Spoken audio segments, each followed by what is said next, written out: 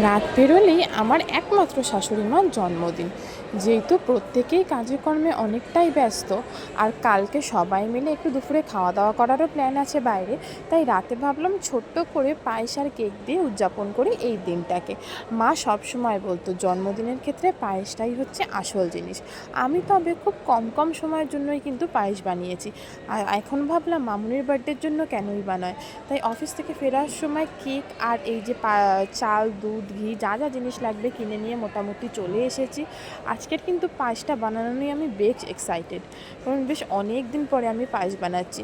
সাধারণত অন্যান্য কারোর জন্মদিন হলে তো মামুনিই পায়েস বানায়, আর আমার বাড়িতে থাকতে আমার মা বানাতো। তো নিজের খুব একটা অভ্যেস না থাকলেও ইচ্ছা কিন্তু আমার খুব থাকে। আজ অনেক দিন পরে বানাচ্ছি, আর কারুর বাবার জন্মদিনের পায়েস। এটা নিয়ে আমার একটু ভয় কাজ করছে যেন ঠিকঠাক হয়। আর তবে জানো তো, মায়ের কাছ থেকে শিখেছিলাম এই পায়েসের মধ্যে অল্প করে গুঁড়ো দুধ দেওয়ার জন্য। এতে স্বাদটা সত্যিই বোধহয় একটু বেড়ে যায়। আর এই হচ্ছে মামুনির বার্থডের কেক।